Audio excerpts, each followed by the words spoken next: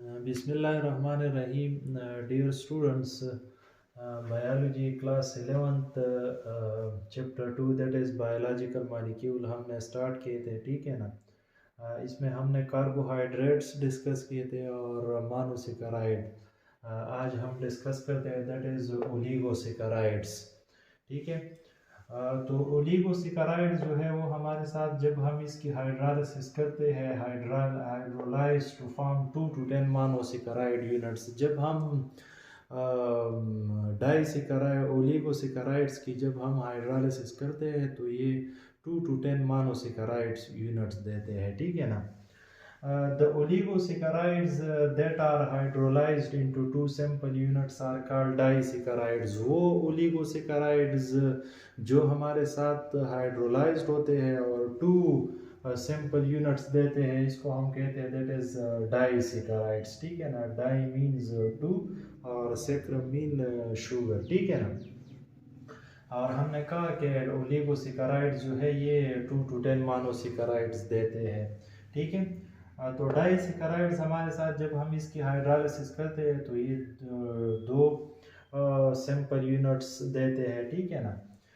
Those hydrolysed into 3 units are trisaccharides. और वो oligosaccharide जो हमें 3 सिंपल यूनिट्स देते हैं इसको हम कहते हैं that is trisaccharides and so on, tetrasaccharides etcetera, ठीक है। लेकिन ओलिगोसेकेराइड में द मोस्ट इम्पोर्टेंट जो है वो हमारे साथ disaccharides. Disaccharides are the most common oligosaccharides.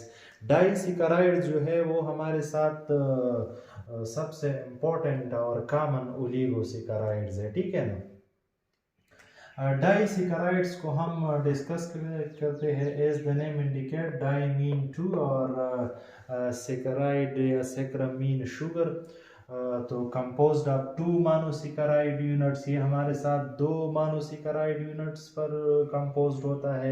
ये 2 मोनोसेकेराइड यूनिट जो है या तो वो सेम होते हैं या डिफरेंट होते हैं, ठीक है ना। डाइसेकेराइड्स की द मोस्ट कॉमन एग्जांपल जो है वो हमारे साथ सक्रोज है। सक्रोज शुगर केन में पाए जाते हैं, इसको हम केन शुगर भी कहते हैं, ठीक है ना। दूसरा जो है वो हमारे साथ लैक्टोज है। लैक्टोज हमारे साथ मिल्क में पाए जाते हैं तो इसको हम कहते हैं that is milk sugar. And the third one that is called maltose. Maltose जो हमारे साथ फ्रूट में पाए जाते हैं तो इसको हम कहते हैं दैट इज फ्रूट शुगर, ठीक है ना।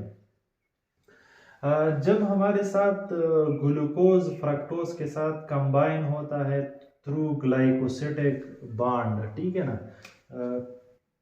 थ्रू ग्लाइकोसिडिक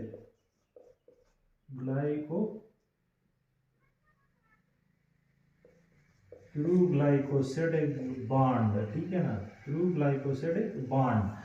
तो ये हमारे साथ सक्रोज बनाते हैं, ठीक है ना। ग्लूकोज प्लस फ्रक्टोज ये हमारे साथ बनाते हैं दैट इज सक्रोज। इस तरह 2 same unit that is glucose plus glucose ये हमारे साथ माल्टोज बनाते हैं, ठीक है ना। इस तरह ग्लूकोज प्लस गैलेक्टोज ये हमारे साथ लैक्टोज बनाते हैं, ठीक है ना, थ्रू ग्लाइकोसिडिक बॉन्ड, ठीक है। और जब हम इसकी सक्रोज माल्टोज और लैक्टोज के जब हम हाइड्रोलाइसिस करते हैं तो ये हमारे साथ फिर से ग्लूकोज देते हैं और फ्रक्टोज देते हैं, ठीक है ना। और साथ साथ में हमारे साथ ये वाटर जो है हम ऐड करते हैं, ठीक है ना, हाइड्रोलाइसिस में, ठीक है। तो ये हमारे साथ मैंने सक्रोज का स्केच ड्रा किया है। तो ये हमारे साथ ग्लूकोज है, ग्लूकोज C6H12O6, ठीक है ना।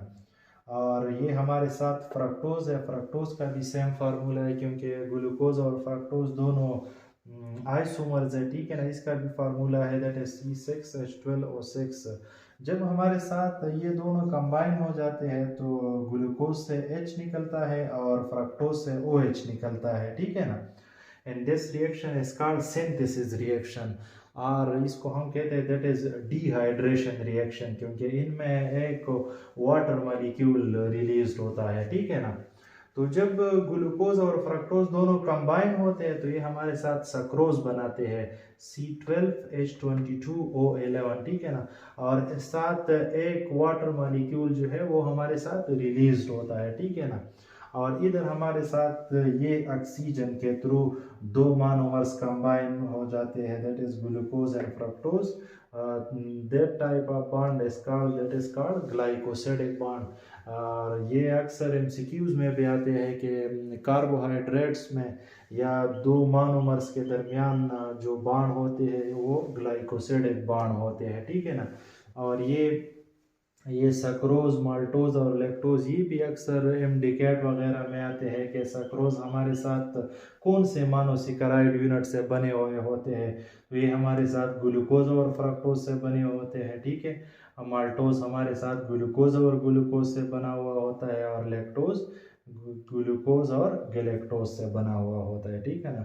So this is all about oligosaccharides. कल इंशाल्लाह पॉलीसेकेराइड्स पढ़ेंगे।